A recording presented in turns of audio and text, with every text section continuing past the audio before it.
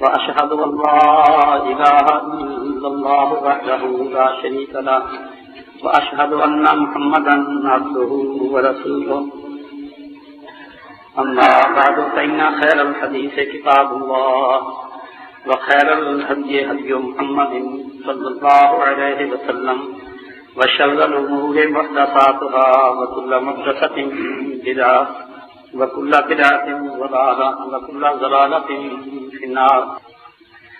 أعوذ بالله السميع العليم من الشيطان الرجيم. بسم الله الرحمن الرحيم. وقال رجل مؤمن من آل فرعون يكتم إيمانه أتقتلون رجلا أن يقول ربي الله وقد جاءكم بالبينات من ربكم وإن يك كاذبا فعليه كذبه وإن يك صادقا يصبكم بعض الذي يعدكم إن الله لا يهدي من هو مسرف كذاب. اللہ کی ذات بہت بڑی ذات ہے.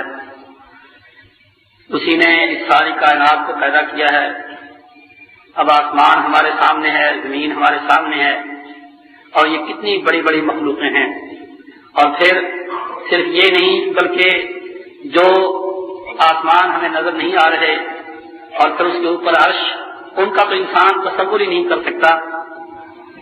جیسا کہ احادیث میں وضاحت ہے کہ یہ آسمان جو ہے دوسرے آسمان کے مقابلے میں بہت چھوٹا ہے. اسی طرح سے دوسرا تیسرے کے مقابلے میں, پھر تیسرا چوتھے کے مقابلے میں, حتیٰ کہ اس طرح سے 7 آسمان اور پھر یہ سب کچھ جو ہے عرش کے مقابلے میں ان کی کوئی حقیقت نہیں. بہت عرش جو ہے وہ خدا کی ساری کائنات کو محیط ہے.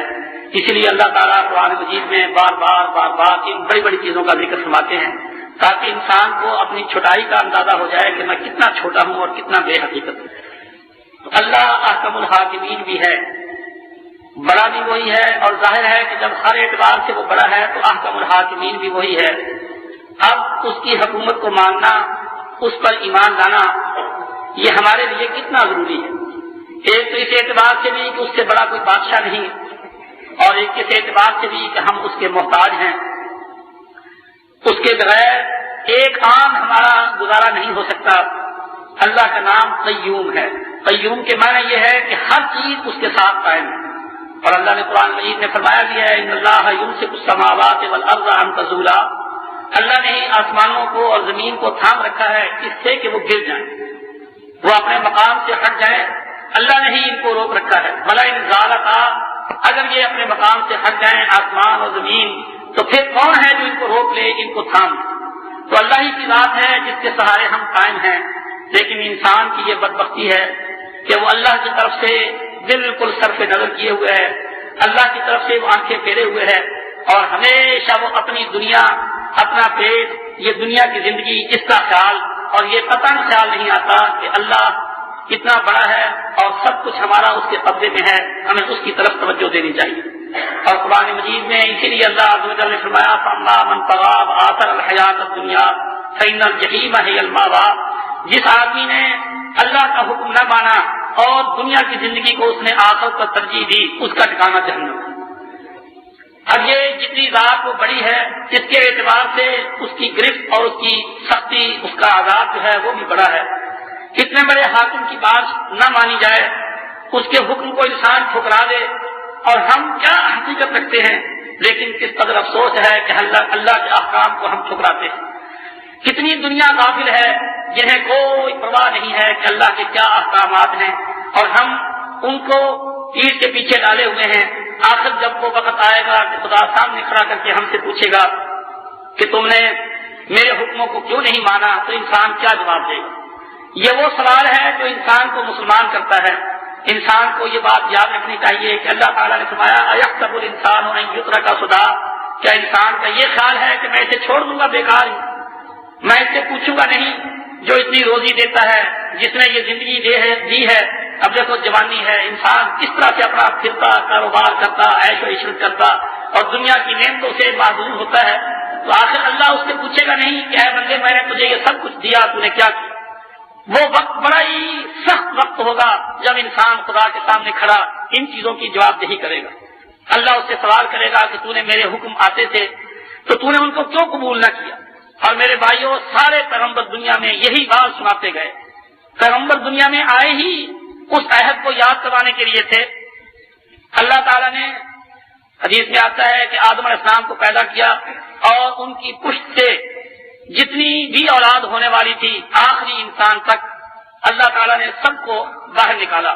بہت چھوٹی چھوٹی چونٹیوں کی شکل میں سب کے سب آدم علیہ السلام کے سامنے موجود تھے. اللہ تعالیٰ نے ان سے پوچھا الستو بربکم، کیا میں تمہارا رب نہیں ہوں؟ اب ظاہر ہے کہ کون انکار کر سکتا ہے؟ سب نے کہا قالوا بلا، اللہ کیوں نہیں، تو ہمارا رب ہے. شہدنا علی انفسنا، اللہ ہم اقرار کرتے ہیں کہ تو ہمارا رب ہے.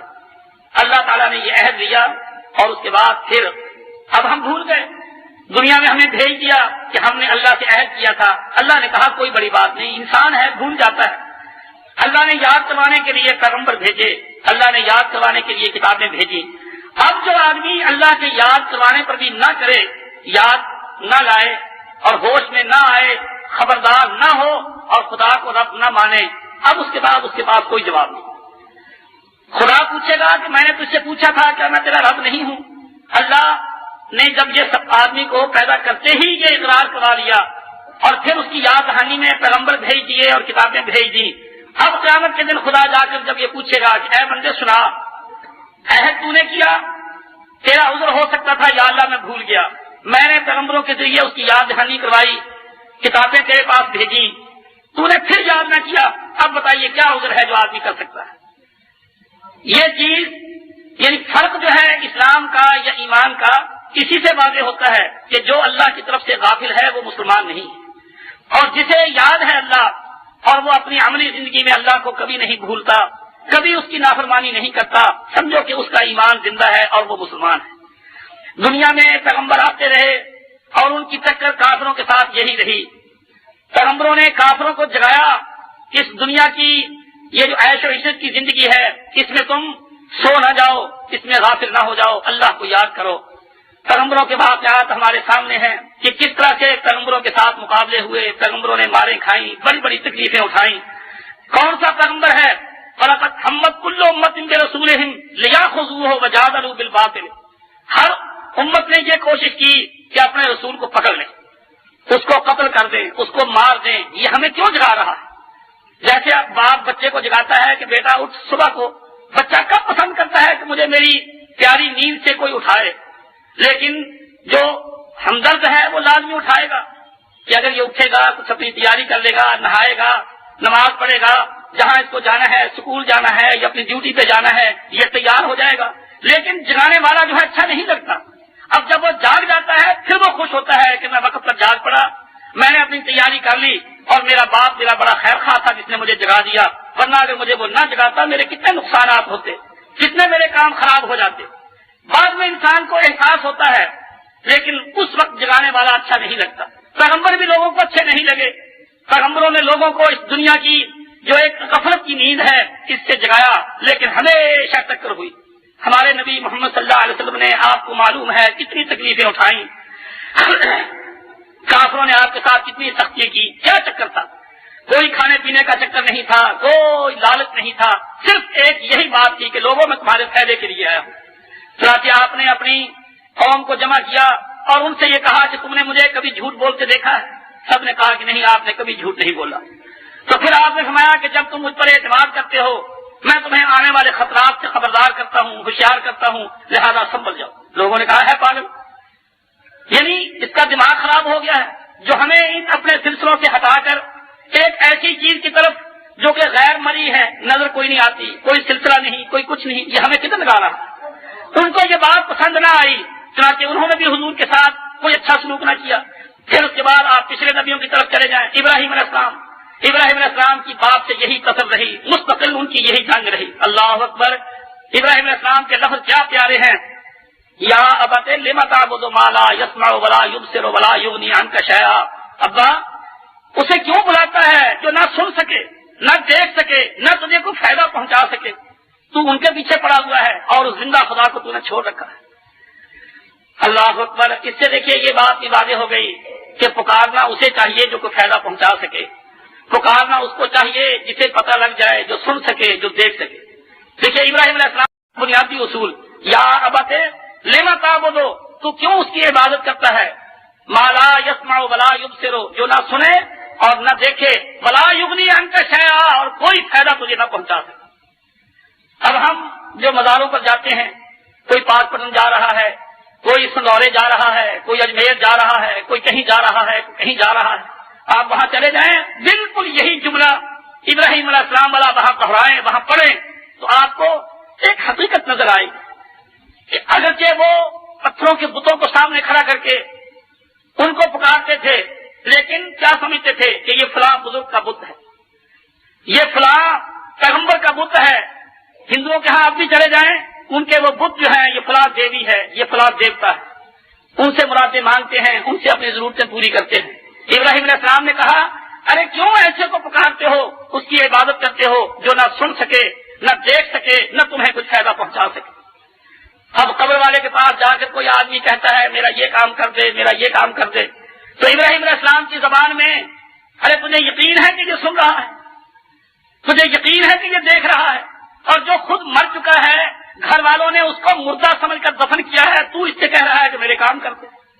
فلا یغنی عنک شیئا، یہ تجھے کوئی فائدہ نہیں پہنچا رہا، ادھر اپنے رب کو دیکھ۔ اللہ اکبر، کتنا بڑا انتظام ہے جو وہ تھامے ہوئے، یہ سورج اور یہ چاند، یہ زمین، یہ آسمان، یہ اتنی مخلوق، اتنے جاندار اور اتنے بے جان، سب کو وہ تھامے ہوئے ہے۔ تجھے وہ نظر نہیں آتا، تجھے وہ یاد نہیں آتا، اس کو چھوڑ کر اس کے پیچھے پڑا ہوا ہے جس کا اس وقت بیکار ہو جانا، جس کا اس وقت عاجز اور بالکل بے بس ہونا تجھے صاف نظر آ رہا ہے۔ اب آپ سوچئے، کبھی غور کریں، ماں کبھی برداشت کر سکتی ہے کہ میں اپنے بیٹے کو قبر میں جا کر دفن کر دوں؟ وہ کب تیار ہوتی ہے؟ جب دیکھتی ہے کہ اب بیٹا باہر رکھنے کے قابل نہیں۔ دیکھ لو، آخر ماں، بچہ مر جائے، ماں لوگوں کے پاس محلے میں جائے گی کہ میرا بیٹا مر گیا ہے، بھائی چل کر قبر کھود۔ اپنے بیٹے کو دفن کروانے کے لیے لوگوں کے پاس جائے گی کہ میرا بیٹا مر گیا ہے، اس کو دفن کر۔ کیوں؟ وہ جانتی ہے کہ اب یہ مر گیا ہے، اب یہ کسی کام کا نہیں رہا، نہ میں اس سے پیار کر سکتی ہوں کہ اس کو گلے لگا لوں، نہ میں اس سے کوئی اپنا کام لے سکتی ہوں، اب یہ بیچارہ بیکار ہو چکا ہے، یہ مر چکا ہے، لہذا اس کو دفن کیا جا رہا ہے۔ تو بالکل سوچئے کہ جن کو لوگوں نے دفن کیا، دفن ہی اس وقت کیا، اس لیے کیا کہ اب یہ ہمارے کسی کام کے نہیں۔ بیوی یہ نہیں رکھ سکتا، بیوی بیوہ ہو جاتی ہے اور اسے نکاح کرتی ہے، اولاد کو یہ نہیں سنبھال سکتا، اولاد اس کے مرنے کے بعد آوارہ ہو جاتی ہے، بیکار ہو جاتی ہے، اس کی زمین، اس کی جائیداد پر گلچھریں اڑاتی ہے، کس طرح سے بربادی کرتی ہے۔ لیکن یہ مشرک جو اللہ کو نہیں پہچانتا، جو اللہ کو نہیں جانتا، یہ بیوقوف وہاں جا جا کر چکرے مارتا ہے اور کہتا ہے ہائے مجھے یہ دے دے، ہائے مجھے یہ، میرا یہ کام کر دے، میرا یہ کام کروا دے۔ اللہ اکبر، مولوی احمد دین بیچارے فوت ہو گئے، وہ کہا کرتے تھے کہ اے مزاروں پر جانے والوں، اگر وہ تمہیں کچھ دے سکتا ہوتا اپنی بیوی کو کبھی لوگوں کے پاس نہ بھیج، اگر وہ تمہیں کچھ دے سکتا ہوتا، تمہارا کچھ وہ سدھار سکتا ہوتا، تو اپنی بیوی کو کبھی کسی اور کے پاس نہ وہ بھیجتا کہ وہ جا کر لوگوں سے نکاح کرے، یہ کبھی بھی بات نہ ہوتی۔ اب جب آدمی بوڑھا بھی ہو جائے تو بیوی کو گھر سے جدا تو نہیں کر دیتا، جب تک وہ زندہ ہے، بوڑھا ہو جائے، کمزور ہو جائے، کچھ ہو جائے، اس کی بیوی اس کے گھر میں رہتی ہے، اور جب وہ مر جائے، خجوانی ہو، بس بیوی عدت گزارے گی 4 مہینے 10 دن، اور اللہ اللہ خیر صلی اللہ کو جا کے اور خامن کر لے گی۔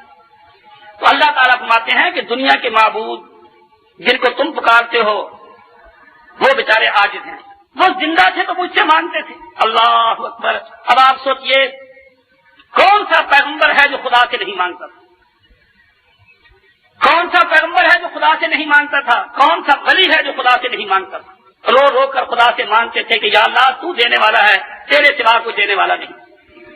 اور یہاں دیکھ لو، اللہ میرا معاف کرے، شیطان نے ہمیں کس چکر میں ڈال رکھا ہے کہ ہم جو فوت ہو چکے ہیں ان سے مانگتے ہیں، اور اگر کوئی ذرا کچھ نرمی برتے تو ان سے کہے گا تو دلا دے، یا تو ڈائریکٹ ان سے مانگیں گے کہ تم دے دو، اور اگر کوئی ذرا اس سے نرم ہوگا تو وہ کہے گا کہ نہیں بھائی چلو دے نہیں سکتے، ان کی اللہ کے ہاں بڑی رسائی ہے، اللہ ان کی بات رد نہیں کرتا، ان سے کہتے ہیں کہ تم دلا دو۔ اللہ کے پاس سے لڑکا نہیں ہو رہا، لڑکا، خدا سے کہو لڑکا دے دے، ہم اس مقدمے میں پھنسے ہوئے ہیں، خدا سے کہو ہمارا یہ کام کر دو، یہ بھی شرک ہے۔ اب آپ سوچیں کہ اگر وہ اتنے اس قابل بھی ہوتا تو گھر والے کبھی اسے یہاں مٹی میں دفن نہ کرتے، اب میں بوڑھا ہو گیا ہوں، فرض کر جگہ میں کسی کام کا نہیں رہا، لیکن لوگ میرا لحاظ تو کرتے ہیں، خود میں کچھ نہیں کر سکتا، میرا لحاظ تو کرتے ہیں کہ میں جس سے کہوں گا کچھ شرم کرے گا، میرے بچوں کا کام کر دے گا۔ مجھے گھر والے جب دفن کریں گے یہ سوچ لیں گے کہ اب یہ نہ خود کچھ کر سکتا ہے نہ کسی سے کروا سکتا ہے۔ جب دفن کریں گے تو یہ تسلی کر دے کہ اب یہ بالکل کسی کام کا نہیں رہا، نہ خود کوئی کام کر سکتا ہے نہ کسی سے کروا سکتا ہے، حتیٰ کہ یہ بیچارہ بول نہیں سکتا۔ اور مردہ ہوتا ہی اس وقت ہے جب بولنے سے بند ہو جائے۔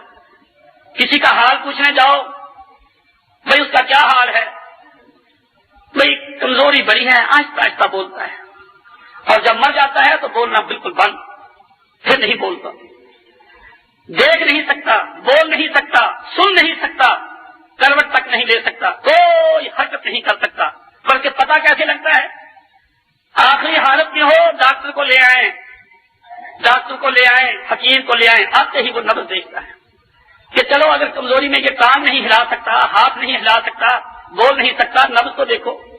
وہ نبض دیکھ کر کہتے ہیں کہ ابھی کچھ جان ہے، اور جب دیکھتے ہیں کہ اب ٹھنڈا ہو گیا ہے تو کہتے ہیں کہ مر گیا ہے۔ یعنی اتنی بھی حرکت نہیں کہ نبض چل سکے، کہہ جائے کہ وہ زبان ہلائے، بولے یا دیکھے یا کچھ اور کرے، اس کی نبض بھی بند ہو گئی ہے، بالکل مر گیا ہے یہ۔ اب جب دیکھتے ہیں کہ مر گیا ہے تو پھر اس کو قبر میں دفن کر دیتے ہیں۔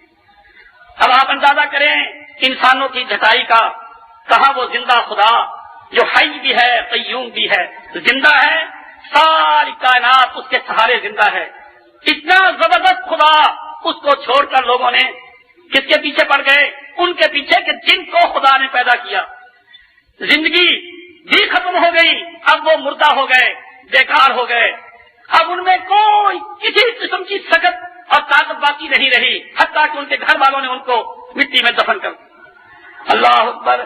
حضرت انس سے روایت ہے کہ ہم حضور صلی اللہ علیہ وسلم کو جب دفن کر چکے تو حضرت فاطمہ کہنے لگی کہ تم نے کیسے گوارا کیا کہ حضور پر مٹی ڈال دی، تم نے کیسے گوارا کیا کہ حضور کو مٹی میں دفن کر دیا۔ اب حضرت انس کیا کہیں، لیکن سمجھنے والا سمجھتا ہے کہ جب اللہ کے رسول کو بھی مٹی میں دفن کر دیا گیا، قبر میں دفن کر دیا گیا، بیٹی رو رہی ہے باہر، بیٹی باہر رو رہی ہے اور پوچھ رہی ہے کہ ہائے تم نے میرے ابے پر مٹی کیسے ڈال دی، لیکن سب چپ ہیں۔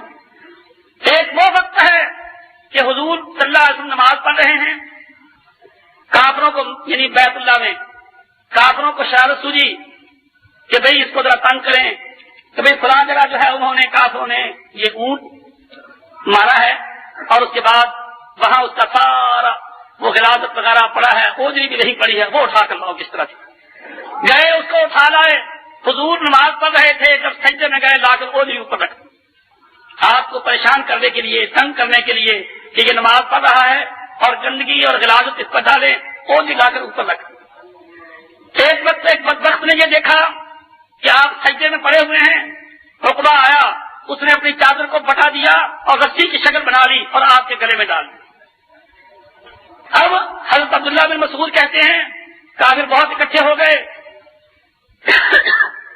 آپ کو بہت پریشان کر رہے تھے، مجھ میں جرأت نہ ہوئی کہ میں آگے ہو کر مقابلہ کروں اور حضور کو بچانے کی کوشش کروں، لیکن حضرت فاطمہ آئی، وہ گھس گئی اور کافروں کو بہت سخت کہا، ان کو ڈانٹا اور اپنے باپ کے دفاع کی کوشش کی۔ اب دیکھو نا، کافروں نے ذرا حرکت کی تو بیٹی برداشت نہ کر سکی، جا کر جہاں مرد نہیں جرأت کر سکتے تھے، عبداللہ بن مسعود جیسا پرانا صحابی، وہ کہتے ہیں کہ مجھے جرأت نہ ہوئی کہ میں حضور کا دفاع کر سکوں، لیکن بیٹی حضرت فاطمہ جو ہے وہ آگے گھس گئی، انہوں نے اپنے باپ کا دفاع کیا، لیکن جب آپ فوت ہو گئے تو وہ بھی چپ رہی، لوگوں نے مٹی ڈال دی۔ اس سے کیا اندازہ ہوتا ہے میرے بھائیوں، اس حقیقت کو سمجھ لو۔ آج دیکھ لیں ہم مسلمانوں میں یہ کتنا فساد برپا ہو رہا ہے، حضور قبر میں زندہ ہے، یعنی اندازہ تو کریں کس قدر عجیب سی بات ہے، حضور قبر میں زندہ ہے، سب کچھ سنتے ہیں، اور حتیٰ کہ بعض بات جو ہے وہ تو یہاں تک کہ حضور کی بیویاں آ کر ملتی ہیں اور سارے کاروبار چلتے ہیں، سارے کا سارا۔ اب آپ اندازہ کریں کہ اگر یہ حقیقت ہو، یہ صحیح ہو، تو پھر رسول اللہ صلی اللہ علیہ وسلم کے بارے میں آپ کیا خیال کریں گے کہ اللہ نے تو ان کو دنیا میں اس لیے بھیجا تھا کہ وہ لوگوں کو میرا پیغام پہنچائیں، لوگوں کو گمراہی سے بچائیں، لوگوں کو راہ راست بتائیں کہ یہ راہ راست ہے، لیکن اب دنیا گمراہ ہوتی جا رہی ہے اور آپ مزے کے ساتھ وہاں بیٹھے ہوئے آرام سے سب کچھ دیکھ رہے ہیں۔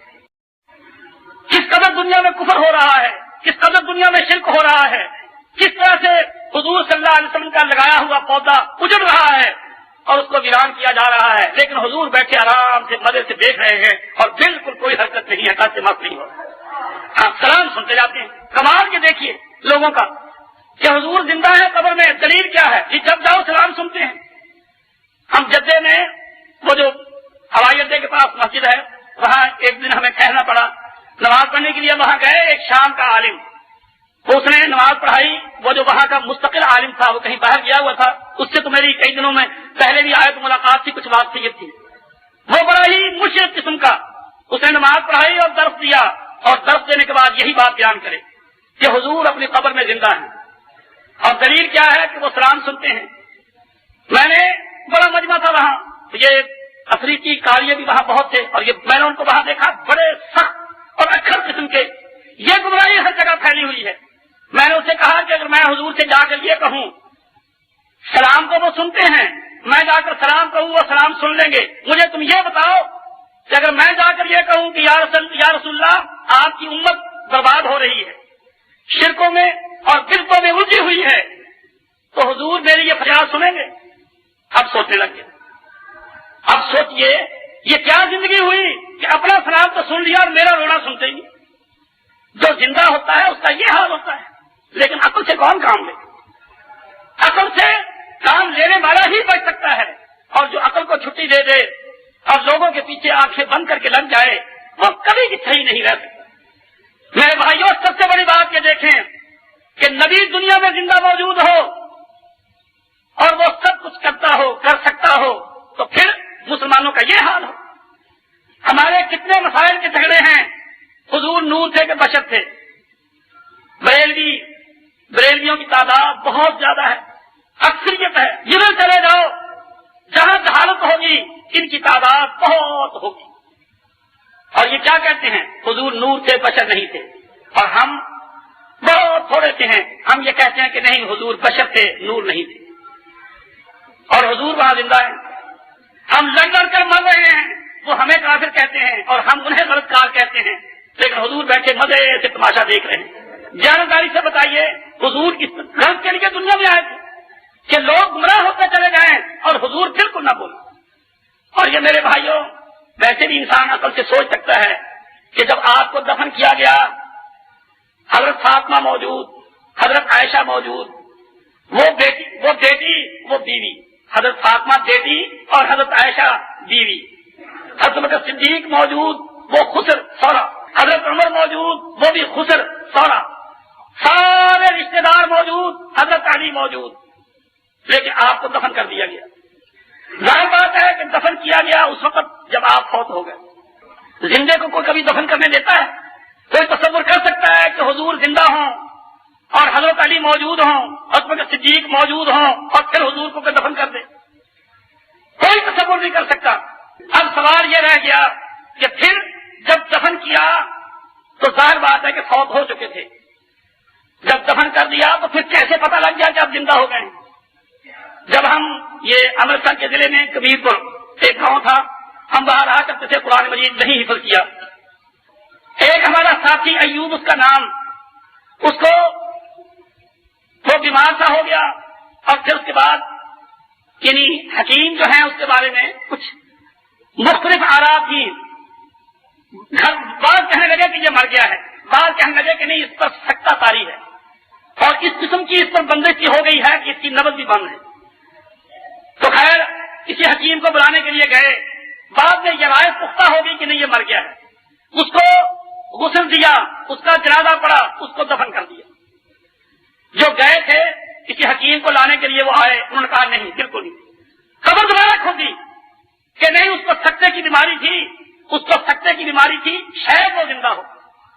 कब्र दोबारा खोदी, घर वाले बर्दाश्त न कर सके, इस उम्मीद से कि शायद हमारा बेटा जिंदा हो, और वो जिंदा निकला है। और हमने ये भी एक कहावत सुनी हुई है कि इसी तरह से एक लड़की नई नई शादी हुई और वो बेचारी सक्ते के आलम में थी, घर वाले समझे कि वो मर गई। उन्होंने कहा अब हम ये जेवर रख कर क्या करेंगे? जेवरों समेत उसको दफन कर दिया। किसी चोर को भी अंदाजा हो गया, उसको भी मालूम था कि यूं दफन किया गया है। تو جو کفن چور ہیں کفن تک چرا لیں، جب انہیں یہ پتا ہو کہ ہزاروں کا سونا پڑا ہوا ہے تو وہ کب چھوڑنے لگے؟ چنانچہ کسی چور نے قبر کھودی اور قبر کھود کر اس کی لاش کو نکالا، جو زیور اتار سکتا تھا وہ اتار لیا، پاؤں کی جو پاجیب ہیں یہ نہ اتار سکا، یہ اس نے نس اس کی پچھلا پٹھا جو ہے یہ چھری سے یہ کاٹنا شروع کیا اور وہ زندہ ہو۔ جب خون بہ گیا اس کا وہ سکا جو تھا وہ دور ہو گیا تو وہ اٹھ کر بیٹھ گیا۔ یعنی سوچے آپ، جب کسی کو یہ بہتری ہو جائے کہ میرا بیٹا میرا باپ ہم غلطی سے اس کو دفن کر بیٹھے ہیں وہ اندر زندہ ہے، کوئی چھوڑتا ہے؟ کبھی نہیں چھوڑتا۔ لیکن دیکھ لو سارا جہان یہ بریلوی سارے کہتے ہیں کہ حضور زندہ ہیں، لیکن کسی کو درد نہیں آتا کہ جا کر نکال لو۔ اگر زندہ ہے تو ان کی باہر ضرورت زیادہ ہے یا اندر ضرورت زیادہ ہے، جا کر نکال لو، لیکن کبھی نہیں۔ یہاں لڑائی کریں گے ہم سے، یہاں ہم سے لڑیں گے کہ جی حضور زندہ ہے یا نہیں، ہمیں کافر کہیں گے کہ تم کہتے ہو کہ حضور مر گئے، وہ تو زندہ ہے قبر میں۔ یہ نہیں کہتے کہ جا کر وہاں درخواست دیں، یہ چلو یہ نجدی تو اب آئے ہیں، یہ بھابی مکے والے تو اب آئے ہیں، ان سے پہلے تو شریف مکہ تھا، شریف مکہ جو تھا اس کے قبضے میں تھا مدینہ بھی اور مکہ بھی، اور وہ تو کٹر بریلوی تھا۔ اس وقت یہ کام بڑی آسانی کے ساتھ ہو سکتا تھا، حضور کی قبر کھودی جاتی اور آپ کو نکال لیا جاتا۔ اور پھر کمال یہ ہے، دیکھیے رسول اللہ صلی اللہ علیہ وسلم کو سوموار کے دن آپ فوت ہوتے ہیں اور بدھ کے دن آپ کو دفن کیا جاتا ہے۔ آپ سوموار کے دن فوت ہوئے اور بدھ کے دن آپ کو رات کو دفن کیا جاتا ہے۔ اتنے دن آپ باہر رہے تو یہ حرکت محسوس نہیں ہوئی کہ آپ زندہ ہیں، لیکن خدا کی قدرت دیکھیں، مسلمان ایک نہیں دو نہیں کروڑوں کی تعداد میں مسلمان ہیں جو کہتے ہیں کہ حضور قبر میں زندہ ہیں۔ میرے بھائیوں کیوں؟ صرف اس لیے کہ شیطان نے خدا کا مقابل خدا کا شریک بنا کر کھڑا کرنا تھا۔ اگر وہ یہ کہیں کہ حضور فوت ہو گئے تو پھر یہ جتنے مزار ہیں یہ بھی مر گئے، شیطان کا سارا کاروبار جو ہے وہ بالکل سارے کا سارا ختم ہو گیا۔ یعنی ابراہیم علیہ السلام اللہ اکبر کیا پیارا سبق سکھاتے ہیں، یا ابت اے میرے ابا لما تعبدو، اس کو کیوں پکارتے ہو، اس کی کیوں عبادت کرتے ہو، ما لا یسمع، جو نہ سن سکے، بلا یبصر، جو نہ دیکھ سکے، بلا یغنی عنک شیئا، نہ تجھے کو فائدہ پہنچا سکے۔ عبادت کے لائق وہ ہے، عبادت کے لائق وہ ہے جو سنتا بھی ہے، جو دیکھتا بھی ہے، جو فائدے بھی پہنچاتا ہے۔ اور جو یہ کام نہ کر سکے، نہ فائدہ پہنچا سکے، نہ سن سکے، نہ دیکھ سکتے تھے، السلام علیکم ایھا النبی، تو آپ کسے سلام کہتے تھے؟ میرے بھائیوں یہ ایک نیریشن ہے، یہ ایک بیان ہے جو پڑھا جاتا ہے۔ بالکل اس کی مثال ایسے ہے جیسے امام قرآن مجید پڑھے نماز میں اور کہے یا ایھا الذین آمنوا اتقوا اللہ، یا ایھا الذین آمنوا، اس کے معنی کیا ہوئے؟ اے ایمان والو۔ اور پچھلے سارے بول پڑے ہاں جی مولوی صاحب آپ ہمیں آوازیں دیتے ہیں، کیا بات ہے؟ کوئی نہیں بولے گا، تو وہ جانتے ہیں کہ یہ پڑھ رہا ہے، ہمیں بلا نہیں رہا، یہ قرآن پڑھ رہا ہے۔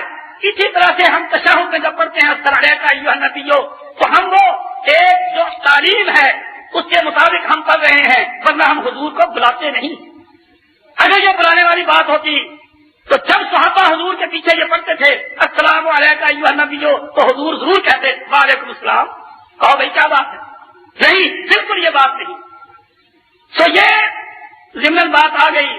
میں عرض یہ کر رہا تھا کہ جتنے بھی لوگوں نے معبود بنائے سب نچلے درجے کے، حضور کا درجہ سب سے اونچا۔ جب اللہ کے رسول معبود نہیں بن سکتے اس لیے کہ وہ فوت ہونے کے بعد نہ سن سکتے ہیں، نہ دیکھ سکتے ہیں، نہ کوئی اور کسی کو فائدہ پہنچا سکتے ہیں۔ اگر حضور زندہ ہوتے تو فائدہ کیا تھا؟ دین کا فائدہ ہوتا۔ چنانچہ آپ دیکھ لیں آج کل بھی، حالانکہ اب انسانیت کا بڑھاپا ہے اور انسانیت زوال پذیر ہے، پہلے عمریں بہت لمبی لمبی ہوتی تھی، ہزار سال معمولی بات ہے، اتنی لمبی لمبی عمریں ہوتی تھی۔ تو حضور صلی اللہ علیہ وسلم تو کل ابھی 63 سال کے تھے۔ آج کل بھی بعض ہمارے بوڑھے 90 سال 95 سال 100 سال 110 سال کے اب بھی بعض جو ہیں وہ فوت ہوتے ہیں کتنی عمر کے، لیکن حضور کل 63 سال کے تھے جب آپ فوت ہو گئے۔ کیوں؟ کوئی عمر زیادہ ہو گئی تھی، آپ کو ابھی بوڑھے ہو گئے تھے، نہ ابھی اتنا بڑھاپا تھا اور نہ کوئی عمر لمبی ہوئی تھی۔ آپ کو جو فوت کیا گیا تو کس قرآن مجید کی یہ سورت پڑھ کر دیکھیں، اذا جاء نصر اللہ والفتح، اے نبی جب اللہ کی مدد آ جائے، والفتح مکہ فتح ہو جائے، ورأیت الناس یدخلون فی دین اللہ افواجا، اور تو دیکھے کہ لوگ اسلام میں دھڑا دھڑ جماعتوں کی جماعتیں داخل ہو رہی ہیں، جب مکہ فتح ہو جائے اور تو دیکھ لے کہ عرب میں تیری آواز بلند ہو گئی ہے، اسلام پھیل گیا ہے، تو سمجھ کے تیری ڈیوٹی پوری ہو گئی ہے، اب تو چل تیاری فسبح بحمد ربک کا واستغفر، تو تیاری کا فسبح بحمد ربک کا واستغفر کہ میں نے کیا ہے، اے نبی تو فارغ ہو جا، تو تیاری کر، خدا کا ذکر کر، تیرے دن جو ہے اب تیری رخصتی کا وقت ہے، دنیا میں تو رہنے کے لیے نہیں آیا اور دنیا کو رہنے کی جگہ نہیں ہے، تو دین پہنچانے کے لیے آیا تھا، جب وہ مشن پورا ہو گیا اب تیرا دنیا میں رہنا یہ فتنوں کی جگہ، مصیبتوں کی جگہ، زنگ لگنے والی جگہ، اب تیرا رہنا یہاں ٹھیک نہیں، تو اپنی تیاری۔ صحابہ کہتے ہیں کہ جب یہ صورت نازل ہوئی، اذا جاء نصر اللہ والفتح، جب اللہ کی مدد آ جائے، مکہ فتح ہو جائے، سارے عرب میں اسلام پھیل جائے، اور تم دیکھو کہ لوگ اسلام میں قبیلوں کے قبیلے، جماعتوں کی جماعتیں داخل ہو رہی ہیں، تو تم اللہ کی تسبیح کرو، اس کی حمد و ثنا کرو اور اس سے بخشش مانگو۔ صحابہ بڑے خوش ہوئے کہ اس صورت میں اسلام کی فتح، اسلام کے بول بالے کا اعلان ہے۔ حضرت صدیق جب یہ صورت نازل ہوئی تو رونے لگ گئے۔ لوگوں نے پوچھا ہے ابو بکر تو کیوں رو رہا ہے؟ یہ صورت تو خوشی کی صورت ہے، اس میں فتح مکہ کا اعلان ہو رہا ہے۔ حضرت صدیق نے کہا تمہیں اندازہ نہیں، تم سمجھے نہیں، یہ صورت بتا رہی ہے کہ اے نبی اب تو رخصت ہونے والا۔ تو میرے بھائیوں، رسول اللہ صلی اللہ علیہ وسلم کے آنے کا مقصد کیا تھا؟ آپ کے آنے کا مقصد یہ تھا کہ لوگوں کو دین سکھایا جائے۔ اب چلے جائیں مدینے میں بھی جتنے لوگ، بہت تھوڑے سے لوگ ہیں، خال باقی جو بخارا کے آئے ہوئے ہیں اپنے گھروں میں شیعہ ہیں، اپنے گھروں میں ماتم کرتے ہیں۔ مدینے کے اندر انتہائی درجے کا غلو کرنے والے، شرک کرنے والے مدینے میں ہزاروں کی تعداد میں ایسے لوگ موجود ہیں مدینے کے اندر، اور رسول اللہ صلی اللہ علیہ وسلم زندہ ہوں اور لوگوں کو بتائیں نا کہ یہ گمراہی کا کام ہے، اسے چھوڑ دو۔ اگر حضور زندہ ہوتے، بلکہ حضرت عائشہ فرماتی ہیں یہ عورتوں کے عید میں جانے کے لیے، عورتوں کا مسجدوں میں نماز کے لیے آنا، اس کے بارے میں حضرت عائشہ فرماتی ہیں کہ اگر جیسا کہ اب فطروں کا زمانہ ہے، اگر حضور زندہ ہوتے تو عورتوں کو روک دیتے، جیسا یہ فطروں کا زمانہ ہے، اگر حضور زندہ ہوتے تو عورتوں کو روک دیتے۔ اب اس سے کیا بات نکلی کہ حضرت عائشہ اس بات کو سمجھ رہی ہیں کہ آپ کی زندگی کا مقصد کیا تھا، برائیوں کو روکنا، لوگوں کو دین کی طرف لانا، خطرات سے آگاہ کرنا اور خطرات سے لوگوں کو ہوشیار کرنا۔ اب اسی حدیث سے ہمارے حنفیوں میں یہ مسئلہ مشہور ہے کہ عورتیں مسجد میں نماز پڑھنے کے لیے نہ جائیں، اور حضرت عائشہ کی اس بات کو نقل کرتے ہیں کہ حضرت عائشہ نے کہا کہ جیسے اب فتنے پیدا ہو چکے ہیں، اگر حضور زندہ ہوتے تو عورتوں کو روک دیتے۔ حالانکہ اگر اس پوری حدیث کو پڑھا جائے تو حضرت عائشہ بیان یہ کرتی ہیں کہ لوگوں دین مکمل ہو چکا ہے، دین مکمل ہو چکا ہے، اگر عورتوں کو روکنا ہوتا، حضور زندہ ہوتے تو وہ روک دیتے۔ اب دین میں کوئی ترمیم نہیں ہو سکتی کہ حضور تو عورتوں کو مسجدوں میں جانے کا حکم دیں کہ وہ جماعت کے ساتھ نماز پڑھیں، وہ جا کر درس سنیں، وہ جا کر بات سنیں، تاکہ ان کو دین کا پتہ لگے اور ان سے جو اولاد پیدا ہو وہ بھی دیندار پیدا ہو۔ یعنی اس مقصد کے لیے حضور نے حکم دیا تھا، لیکن اب دین میں کوئی ترمیم کرنے والا نہیں کہ حضور کے بعد کوئی روک دے۔ اور حضور صلی اللہ علیہ وسلم کے زمانے میں ترمذی شریف میں حدیث موجود ہے، ایک عورت صبح کی نماز کے لیے مسجد میں جا رہی ہے اور راستے میں کسی نے اس کو ہاتھ ڈال لیا، اس کی بے عزتی کی اور بھاگ گیا، اور پھر اس کے بعد مخالفے میں ایک اور آدمی پکڑا گیا، آپ قریب تھے کہ اس کے بارے میں چونکہ ریڈ ہینڈڈ پکڑا گیا، عین موقع پر پکڑا گیا، قریب تھے کہ اس کے بارے میں فیصلہ کریں، جو اصلی آدمی تھا وہ آ گیا کہ یا رسول اللہ یہ گناہ مجھ سے ہوا، اس کے باوجود آپ نے عورتوں کو نہیں روکا۔ حضرت عائشہ فرماتی ہیں، مائی سودا فرماتی ہیں، اور عورتوں کے بیانات ہیں کہ ہم اندھیرے میں حضور صلی اللہ علیہ وسلم صبح کی نماز اتنی جلدی پڑھاتے کہ ہم اپنے کپڑے اوڑھ کر جاتی چادروں میں تو पहचानी रह जाती, इतना अंधेरा होता था। तो मेरे भाइयों, मैं जो बयान कर रहा था बात वो ये कि हम अल्लाह को न भूलें। अल्लाह कौन है? अल्लाह सबसे बड़ी जात है, कोई बादशाह उसके मुकाबले का नहीं। हमारे दिलों में हुकूमतों का डर होता है, हम हुकूमतों की वजह से अपना दीन बर्बाद कर लेते हैं, हम पुलिस वालों से डरते हैं, हम हाकिमों से डरते हैं। अगर कि ये हाकिम आपके सामने है, इनकी क्या हकीकत है? हम नहीं डरते तो अल्लाह से भी डरते। और अल्लाह ने कुरान मजीद में फरमाया, लान्तुम अशद्दु रहबतन फी सुदूरिहिम मिनल्लाह। ऐ मुसलमानों, ये मुनाफिक अब्दुल्लाह बिन उबई या ये यहूदी तुमसे ज्यादा डरते हैं, मुझसे नहीं इतना डरते। ज़ालिका बिअन्नहुम कौमुन ला यफ़क़हून, ये बेवकूफ लोग हैं। मैं जो सबसे बड़ा हूं, मेरा खौफ नहीं इनके दिलों में, इनके दिलों में मेरा खौफ नहीं, इनके दिलों में इंसानों का खौफ।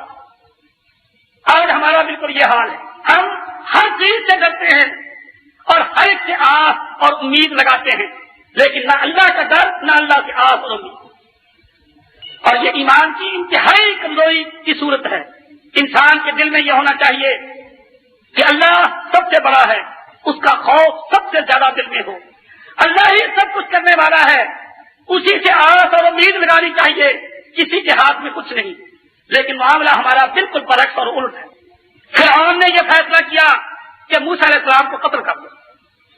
फिरौन की कौम किब्ती और मूसा अलैहिस्सलाम का ताल्लुक बनी इस्राइल से, खुफिया खुफिया मशवरे हुए, ये बातें तय हो गई कि मूसा अलैहिस्सलाम को कत्ल कर दिया जाए।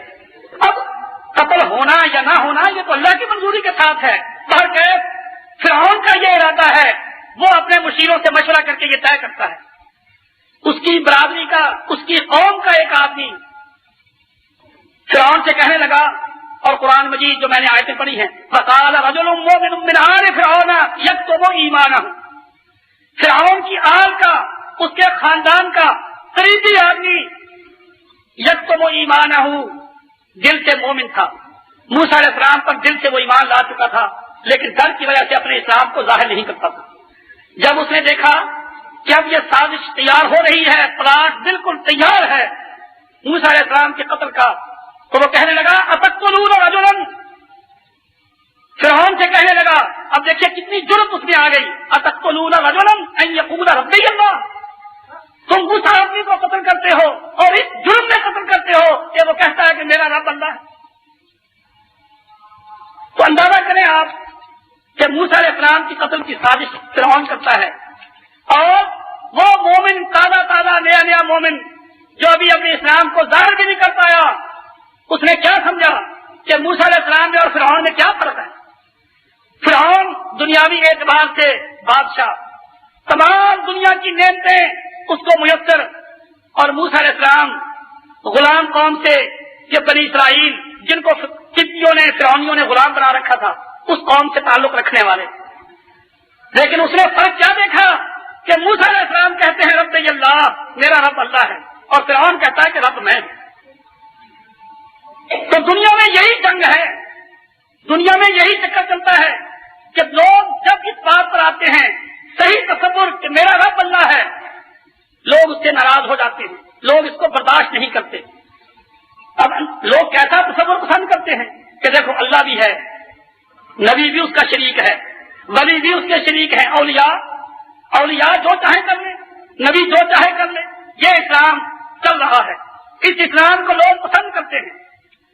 अब ये उर्स आते हैं, उर्सों में क्या होता है, लोग उनकी खानकाहों पर, उनके मज़ारों पर, उनके रोज़ों पर जाते हैं, बड़े बड़े इज्तिमा होते हैं, चढ़ावे चढ़ते हैं, बाकायदा 2-2 दिन, 3-3 दिन, 10-10 दिन, 15-15 दिन उर्स चलते रहते हैं।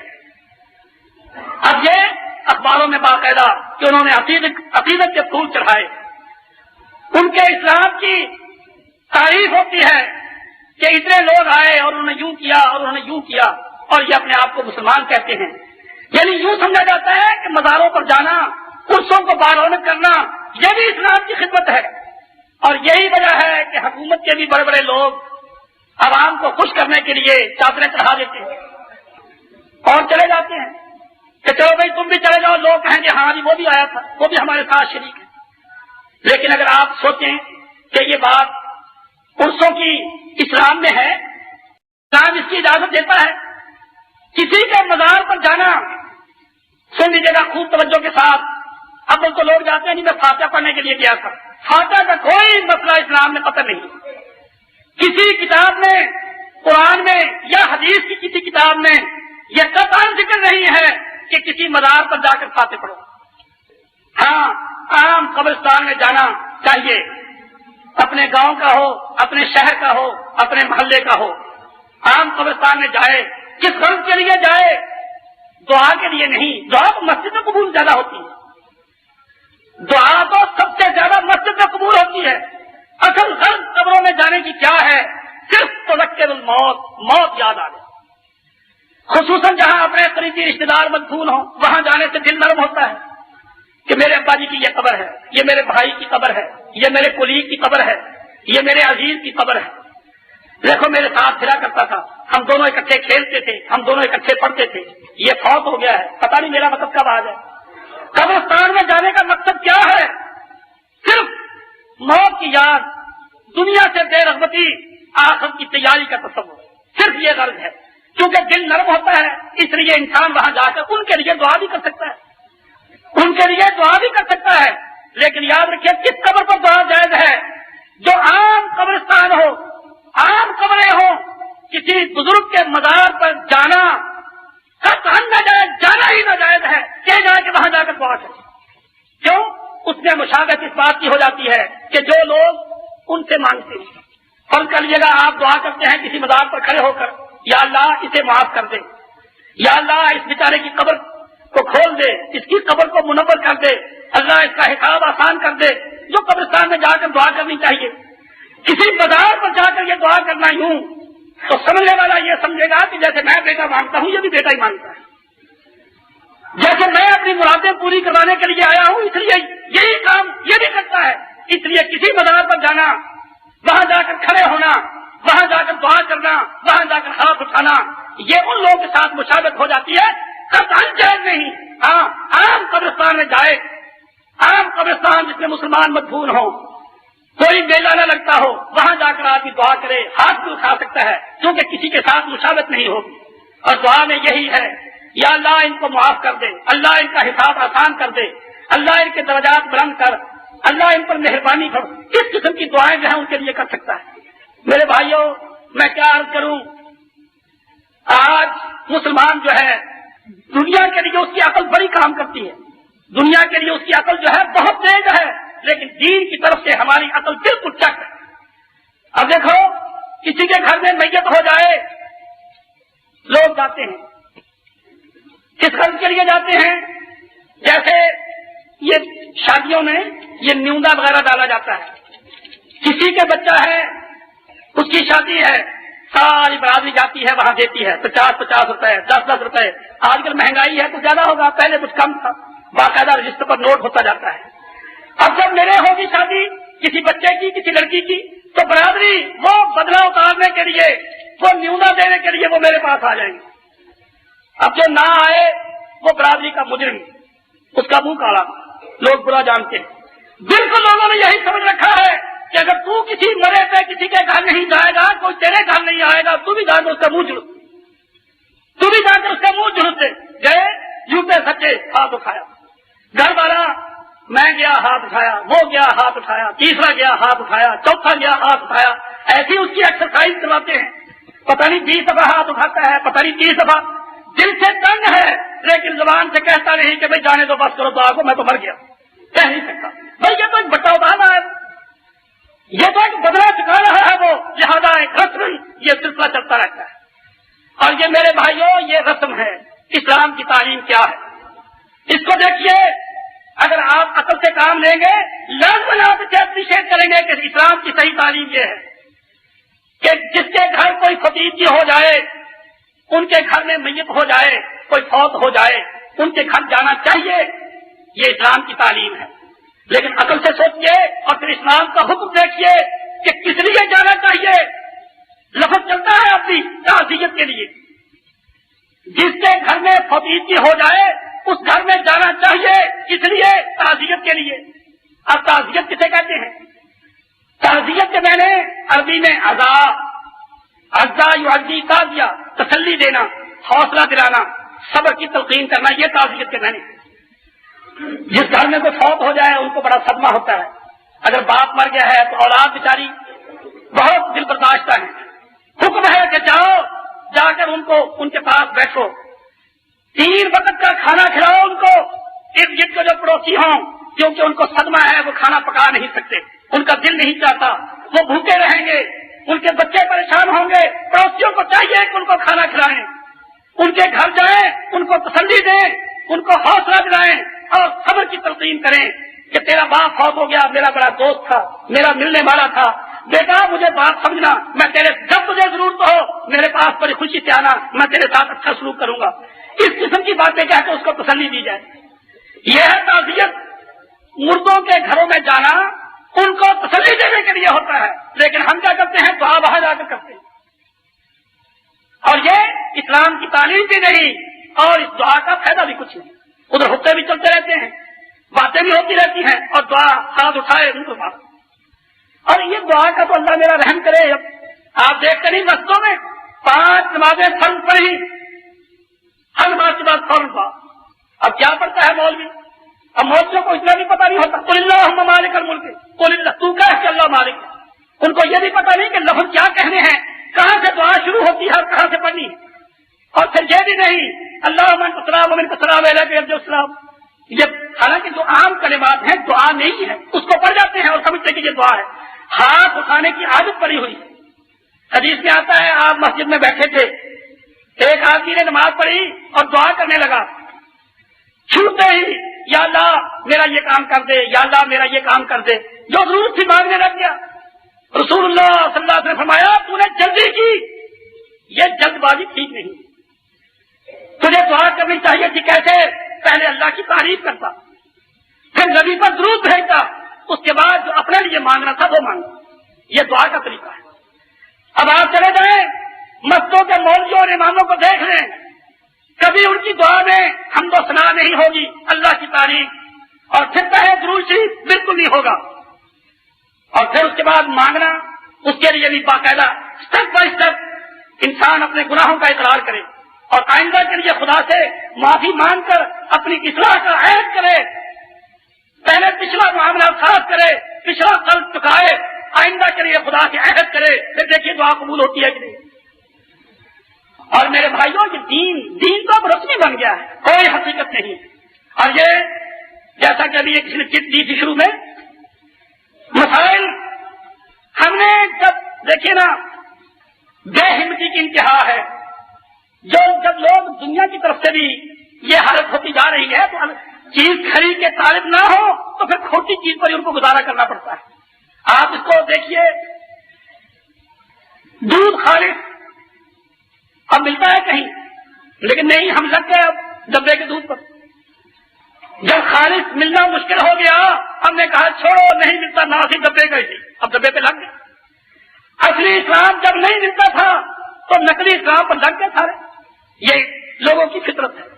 گھی دیسی پہلے خالص ملتا تھا، عام استعمال ہوتا تھا، لیکن جب اس میں ڈالنے کی ملاوٹ ہونے لگ گئی تو لوگوں نے اس کا استعمال پسند نہ کیا کہ ملاوٹی گھی، اور وہ دوسری سائڈ ترقی کرتے گئے، انہوں نے خود کر ڈالڈا بنانا شروع کر دیا، تو لوگوں نے سوچا کہ اس ملاوٹی کی کیا ضرورت ہے، تم بھی ڈالڈا ہی کھاؤ۔ اب دیکھ لو لوگ ڈالڈے پر ایسے قانے ہو گئے، ایسے مطمئن ہو گئے کہ اب دیسی کا نام ہی نہیں لیتے، اب ڈالڈا ہی چل رہا ہے۔ اور پھر کمال یہ ہے ڈالڈا کھا کر دیسی کھانے کے لائق آدمی رہتا ہی، ڈالڈا اس کے اندر اس قسم کے اجزاء ایسی اسٹیجز سے یہ گزرتا ہے جب بنتا ہے ڈالڈا، کاسٹک سوڈا اور بہت خطرناک چیزیں جو میدے کو بالکل بیکار کر دیتی ہیں، اس قسم کی چیزوں سے وہ تیار ہوتا ہے۔ نتیجہ یہ نکلتا ہے کہ جو لوگ مستقل ڈالڈا استعمال کرتے ہیں وہ دیسی گھی ہضم کر سکتے ہی نہیں، اور اس لیے ڈاکٹر کہتے ہیں مکھن بند کر دو، مطلب مکھن کو بھی کبھی تو بند کیا کرتا تھا، دیسی گھی کو بھی کبھی بند کرتا تھا۔ جب دیکھ لیا کہ اب استعمال ڈالڈے کا عام ہے، اہلیت صلاحیت ختم ہو چکی ہے، تو وہ ڈالڈے پر ہی کام چلتا ہے، اب دیسی استعمال ہو سکتا ہی نہیں۔ میرے بھائیوں بالکل اسی طرح سے جو خالص دین تھا، جب مولویوں نے ملاوٹ شروع کر دی لوگ بالکل چھوڑ کر قومی سوشلسٹ کمیونسٹ اسلام کو چھٹی، اور پھر یہ ڈالڈا چلتا رہا، ڈالڈا دین، یہ ڈالڈا مذہب چلتا رہا، اتنی ترقی کر گیا کہ وہی کھا رہا ہے، جسے دیکھو بریلوی، جسے دیکھو شیعہ، جسے دیکھو یہ، اب ڈالڈا اتنا عام ہو گیا ہے کیا اگر آپ ان کے سامنے خالص دین پیش کریں وہ ہضم ہی نہیں ہوتا، وہ برداشت ہی نہیں ہوتا ہے یہ، ارے بھائی یہ رکھنا دین بڑا مشکل ہے، جیسے اس سے دیسی گھی سے ڈالڈا کھانے والے کو جلاب لگ جاتے ہیں، بالکل اب اگر خالص دین پیش کیا جائے، جن کو یہ ڈالڈا مذہب ملتا ہے وہ برداشت نہیں کر سکتے کہ ہم تو مر جائیں گے، ہم نہیں بچ سکتے بالکل، چاہتے لوگ اسی پر تلاش کر رہے ہیں، اسی ڈالڈے مذہب پر چل رہے ہیں۔ لیکن میرے بھائیوں، یہ ڈالڈا اور یہ دیسی گھی یہ تو دنیا کی مثال تھی، دھندا تھا، چلو آدمی مر جائے گا، زیادہ سے زیادہ کیا ہوگا، مر جائے گا آدمی، ڈالڈا کھائے گا، پیٹ چھلنی ہو جائے گا، میدا بیکار ہو جائے گا، زیادہ سے زیادہ موت آ جائے گی۔ لیکن اگر دین ڈالڈا ہوا، اگر مذہب ڈالڈا استعمال کرتے گئے تو نتیجہ کیا نکلے گا؟ میرے بھائیوں، نتیجہ یہ ہوگا کہ آدمی دوزخ میں جائے گا، جنت کبھی نصیب نہیں ہوگی۔ دیکھیے ہمارا منتہا کیا ہے، ہمارا گول کیا ہے، اللہ کے رسول کے ساتھ ہاتھ میں ہاتھ دینا۔